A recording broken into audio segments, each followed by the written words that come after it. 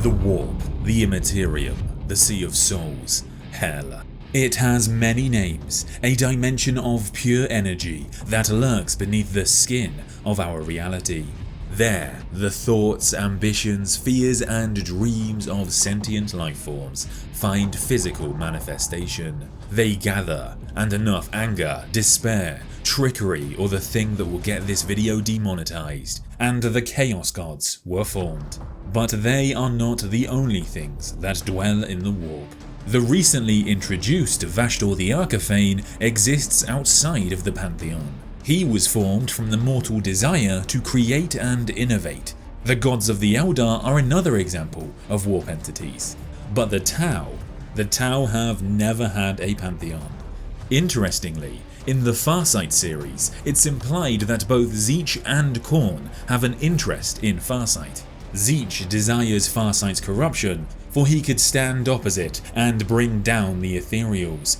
The leaders of the Tau promote a secular society and stand for order, which makes them incredibly boring to, and in opposition to, the Changer of Ways. On the other hand, Khorne desires Farsight because Farsight wears red and kills stuff with a sword. More generally, however, these books seem to imply that the Tau can't really create warp entities like the Eldar or humanity can. For the souls of the Tau are said to be incredibly dim, and some demons can't even see their reflections in the warp. But now in the lore, we've had multiple appearances of a warp entity known as Tau-Va, that many in the Empire are worshipping as a god. And how is that possible, you ask? Well, it's important to remember that the Tau race is not the only race in the Tau Empire.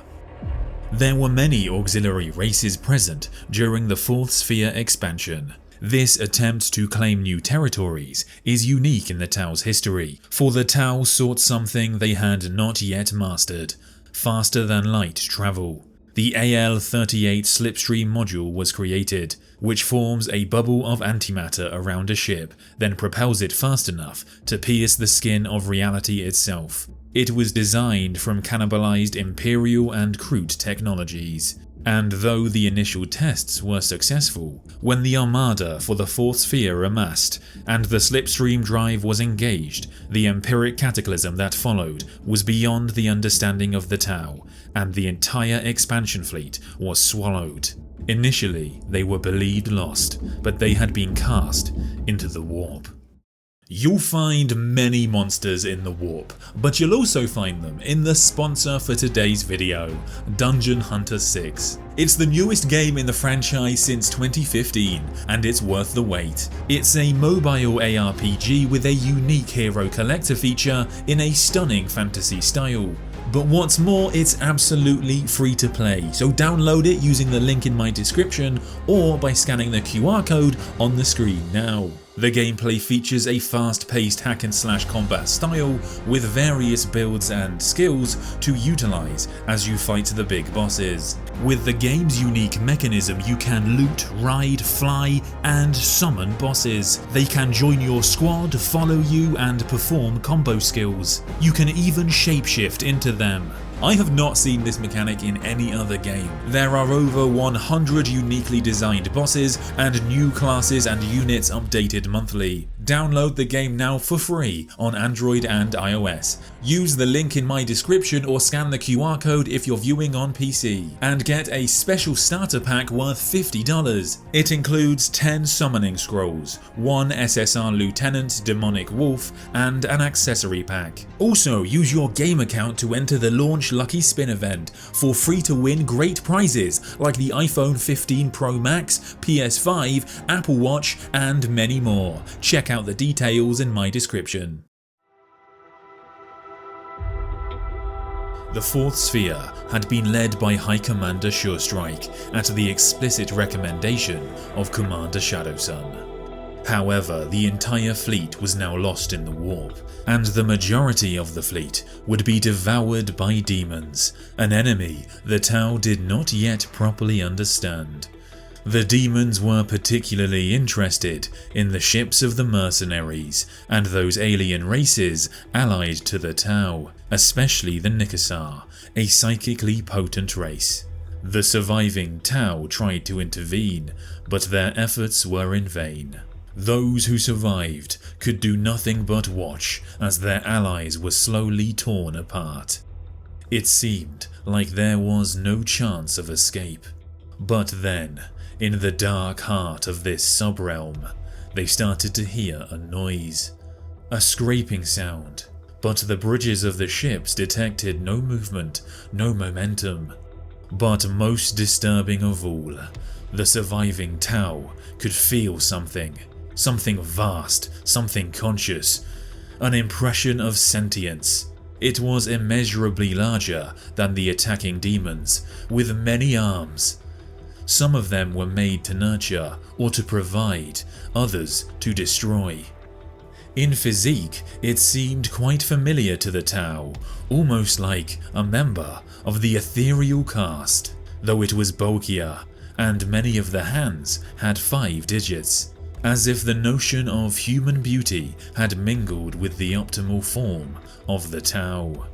It could not speak, it had no face, only a blank and impassive mask. Every single member on every single vessel in the fleet felt the same feeling. It was reassuring, yet repulsive at the same time.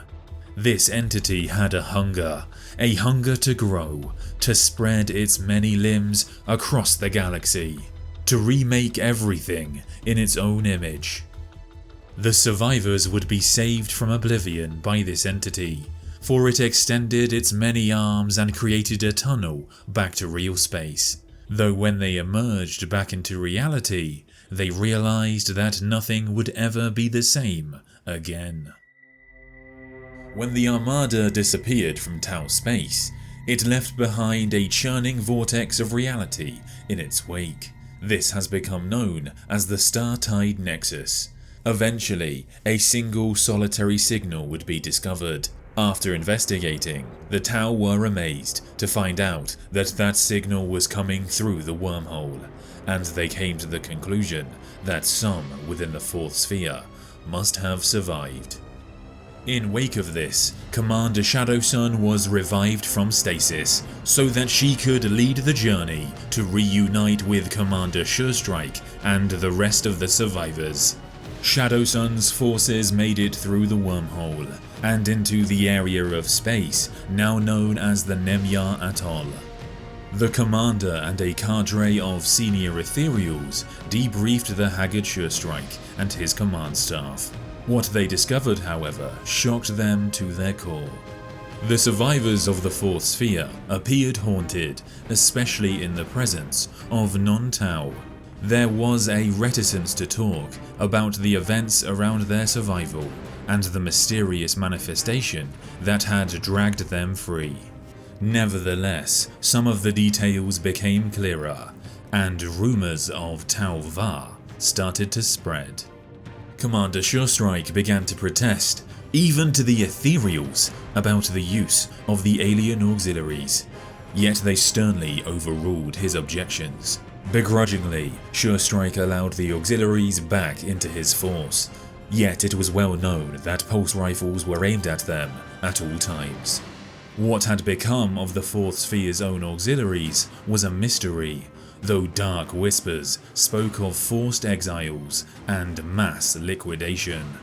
It is believed in the 4th sphere that their saviour is essentially a coalescence of the Tau belief, but not a culmination of the wholesome beliefs of the Tau race. It was concluded that the beings of the warp were reflections caused by those races that possess mind science or have louder, brasher souls.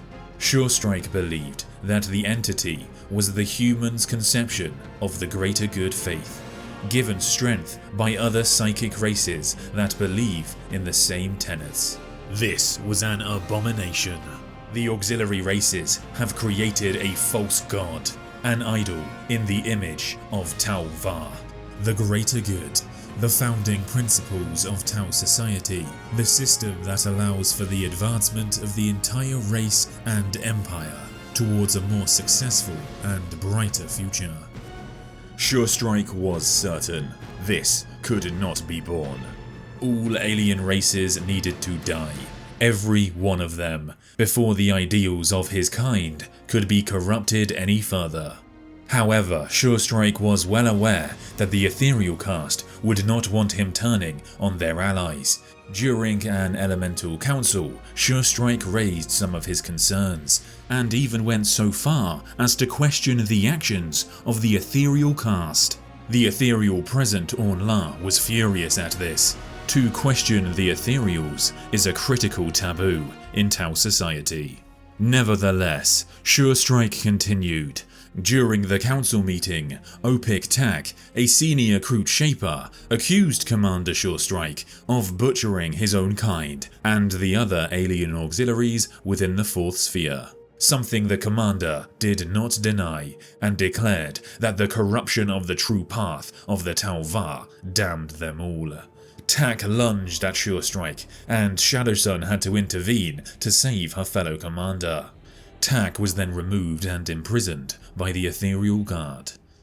Commander Shadowsun was growing increasingly frustrated with Surestrike's brutality and xenophobia. However, she was also concerned with the reports of this mysterious warp entity. Statues and even temples to Tau Va were rising throughout the Nemyar Atoll. What's more, the many armed faceless statues seem somehow resilient to the effects caused by the invading Death Guard, who sought the Star-Tide Nexus, which would deliver them into the heart of the Tau Empire. The Death Guard Legion was making progress against the Tau, and both the 5th and 4th Sphere forces were spread thin across many engagements and multiple foes. The senior Tau commanders had little resources with which to combat the Death Guard armada. Another elemental council was called. Surestrike took the opportunity to criticize Shadowsun's carry-on tactics and make it clear that she could not stop the Death Guard from entering the Nexus. What's more, Orn-La revealed that in Shadowsun's attempts to investigate this Tau Va entity, she had visited and interrogated the Kroot Shaper, Opik Tak. Shadowsun had attempted this in secret, but the Ethereal had accessed footage from her own command drone.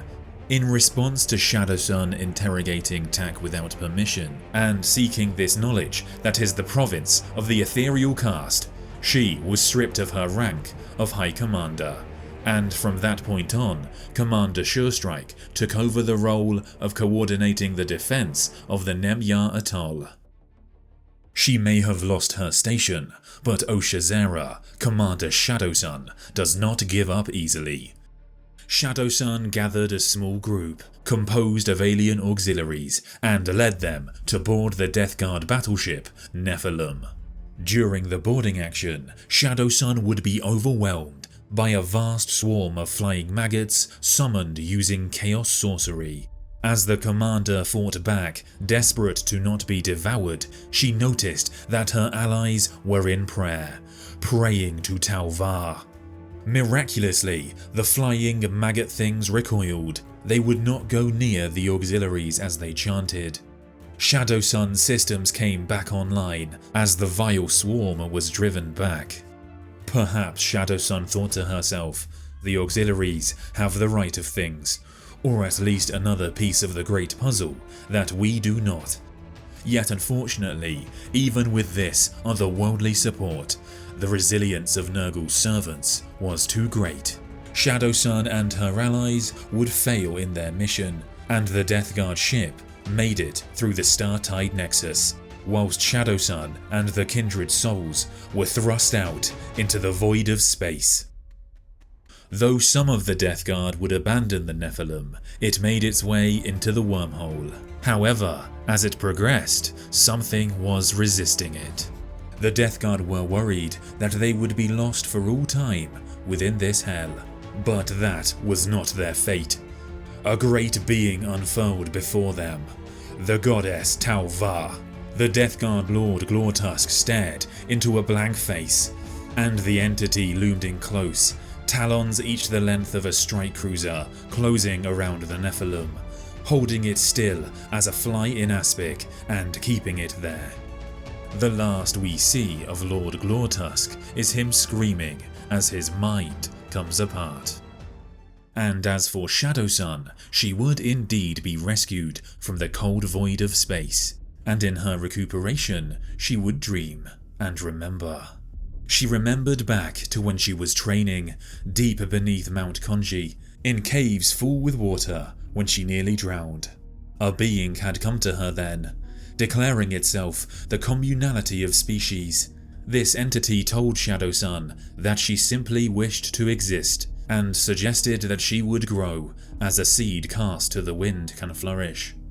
So there we have it, Shadowsun has now officially met the goddess Tauvar. Shadowsun's interaction here, along with her conversation earlier in the book with Dawnchaser, a senior member of the Fourth Sphere, suggest that the being Tauvar is not yet fully formed. Interestingly, after her exploits here, Shadowsun is reinstated as High Commander, and one of the first things she does is rescinds an order to have the statues of Tauvar destroyed. Perhaps she has actually started to have some faith, or perhaps she just realizes that this is a very useful tool she can use to manipulate the populace. So what do you think of this lore? It's quite interesting from my point of view, because when War of Secrets came out, the first time we see the goddess, she was described after the fact, and a lot of us I think thought we would never hear about her again. So it's really interesting to see that this is a storyline Games Workshop and Black Library are going ahead with, so I'm interested to see how much this comes up in the future. Thank you so much for watching this video, I hope you enjoyed it. If you did enjoy it, you know what to do, like, comment, subscribe, all of that good stuff, or you can support the channel by clicking the join button on the page below. But thank you so much for watching, and I'll see you next time.